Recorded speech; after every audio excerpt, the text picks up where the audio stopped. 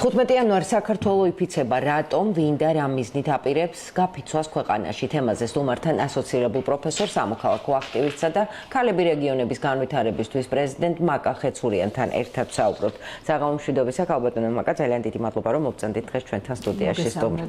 მოგესალმებით, მაყურებელს. პირველ ყოვლისა ძველი ახალწელს გილოცავთ და თქვენ და ჩვენს ტელემაყურებელს ჩვენს ქვეყანას წარმატებებს უსურვებთ.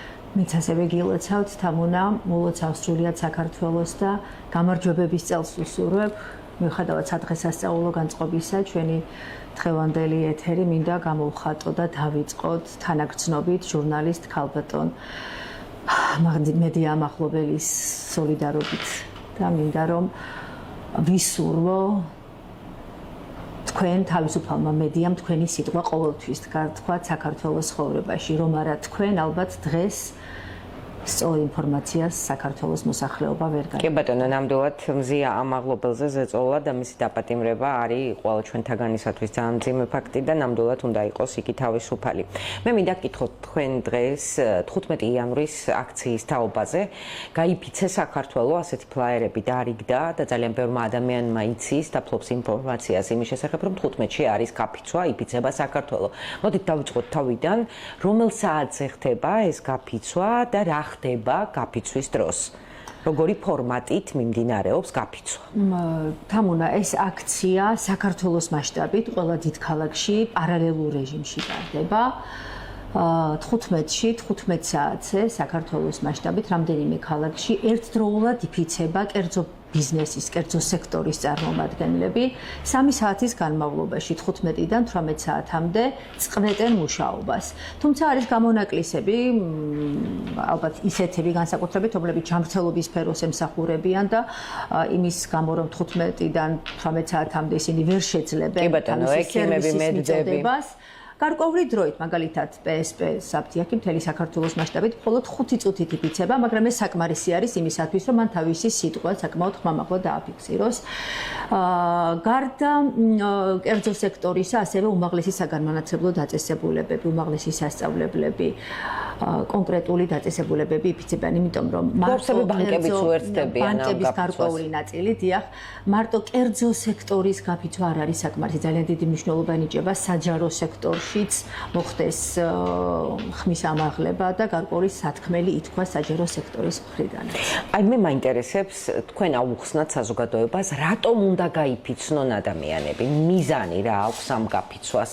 ეს გაფიცვა არის გამაფრთხილებელი გაფიცვა ხელისუფლებისადმი, საერთაშორისო პარტნიორების მიმართ, რომ ჩვენ ვართ სოლიდარულები, ჩვენ გვინდა ჩვენი სიტყვა ხმამაღლა ვთქვათ და ვაიძულოთ ხელისუფლება მოგვისმინოს.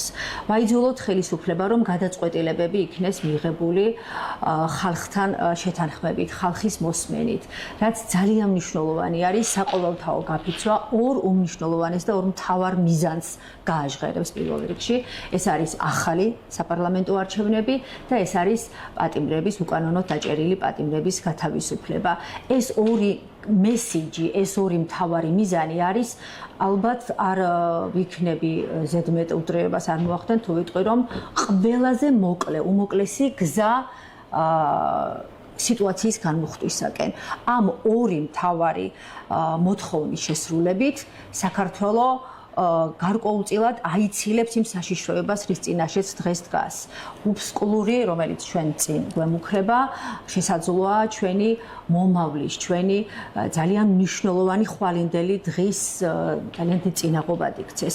ამიტომ დღეს შესაძლებელი არის ხელისუფლება თუ წავა ამ კონკრეტულ ნაბიჯებზე, განიმხტოს სიტუაცია და ხვალინდელი დღე გარკვეული ორიენტირით იყოს ისევ ურყევი გზა ევროპისაკენ. კეთილი, აი, მაინტერესებს, როგორ ხდება გაფიცვა, რა ფორმით უნდა ამცნოს ადამიანთა ჯგუფმა, საზოგადოებას, რომ გაიფიცა? თამუნა, გაფიცვა ხდება რამდენიმე ფორმით. ერთ-ერთი უმნიშვნელოვანესი ფორმა არის ის, რომ კონკრეტული დაწესებულების ადმინისტრაცია აკეთებს განცხადებას.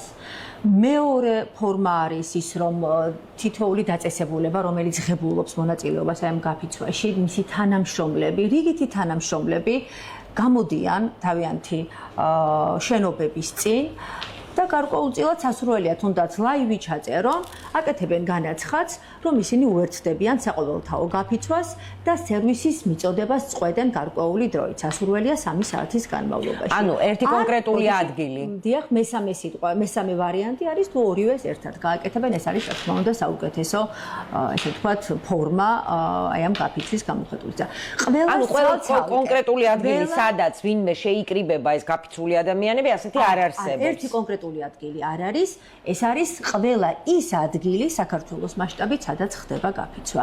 თავისი ოფისების წინ, თავისი დაწესებულებების წინ, თავისი ეს იქნება კვების ობიექტი, კონკრეტული რესტორანი, ეს იქნება მაღაზია, ეს იქნება რა ვიცი ნებისმიერი დაწესებულება, თავისი დაწესებულების წინ აკეთებენ კონკრეტულ განცხადებას 15-ში 15 საათზე.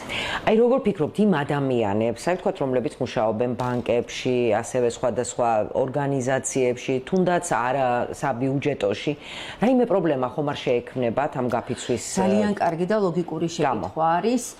არ არის გამორიცხული და დღევანდელი რეჟიმის პირობებში ძალიან სამწუხაროა იმის აღიარება, რომ დღეს ჩვენ უკვე ძალიან ახლოს ვართ დიქტატურასთან. ავტორიტარიზმიდან უკვე ჩვენ ვაბიჯებთ დიქტატურისკენ.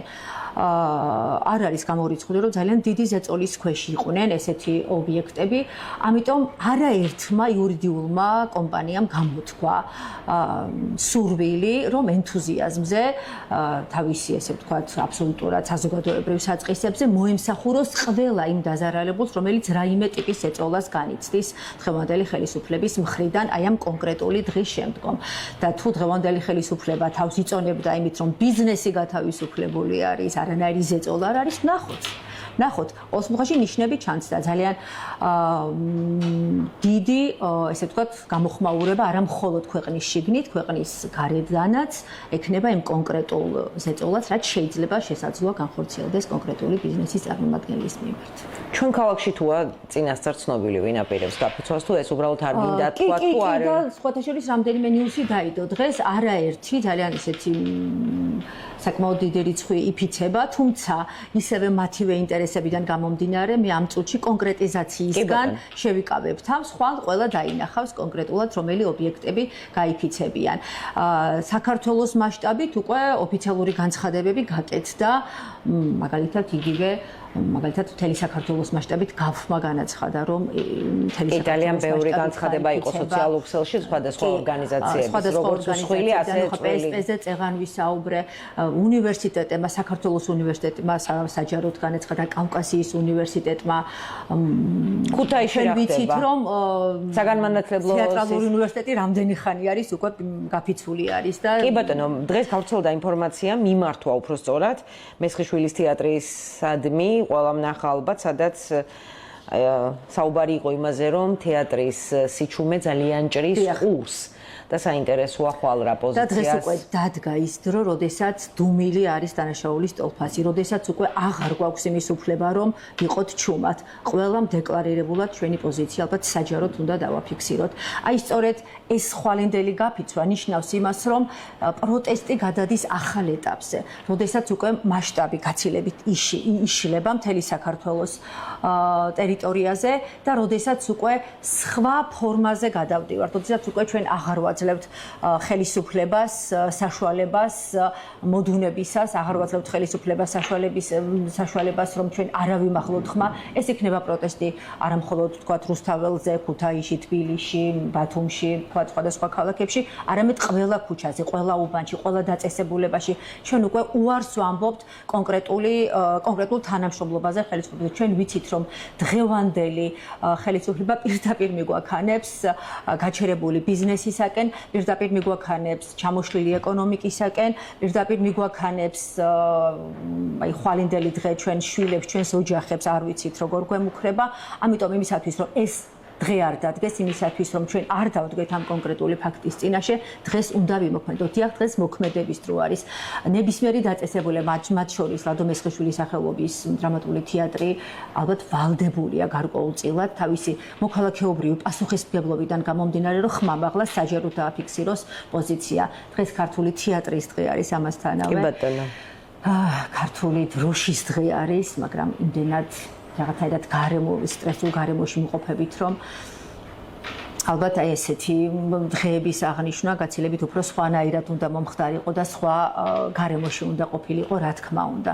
თუმცა უხერხავდა თეატრალს. კი ბატონო, ჩვენს უერთდებით ამ მილოცვას.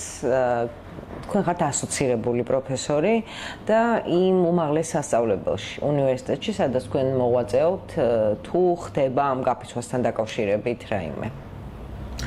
რაიმე განცხადებას თუ აკეთებ? განცხადებები, გარკვეული ნაწილი ლექტორ-მასწავლებლების ალბათ სტუდენტებიც დადგებიან ჩვენს გვერდით. ჩვენ ხვალ გავაკეთებთ განცხადებას. რა თქმა უნდა, ისევე როგორც არაერთი უნივერსიტეტი საქართველოს მასშტაბით, რომ ჩვენ დიახ უერთდებით საყოველთაო გაფიცვას. ზოგადად უნივერსიტეტის დაფუძნების იდეა თავის თავში მოიაზრებს სწორედ იმას, რომ ხმამაღლა თქვაც თავისუფალი სიტყვა საზოგადოებაში.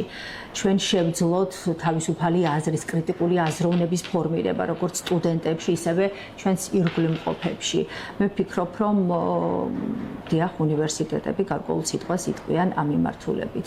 თუნდაც თავის დროზე, ჯერ კიდევ საქართველოს დამოუკიდებლობის გამოცხადების დღემდე შეიქმნა ხო ჩვენი დედა უნივერსიტეტი, თესეუთ ჯავახიშვილის სახელობის უნივერსიტეტი და სწორედ ივანე ჯავახიშვილი კარდაკარ დადიოდა და მოუწოდებდა პირდაპირ სტუდენტებს, რომ გამოსულიყვნენ, დაეტოვებინათ ლექციები, იმის გამო, რომ თუ არ იქნება თავისუფლება, ჩვენ არ გვექნება შესაძლებლობა არც განათლების მიღების. ამიტომ ალბათ დრო არის დღესაც, რომ რაღაც გარკვეულწილად შევძლოთ, რომ ჩვენი სიტყვა ვთქვათ, ჩვენი ქვეყნის სწორი მიმართულებით განვითარების საქმეში. ძალიან დიდი მადლობა, წარმატებებს გისურვებთ თქვენ და ყველა იმ ადამიანს, ვინც ხო საკუთარი პოზიციის დაფიქსირებას აპირებს.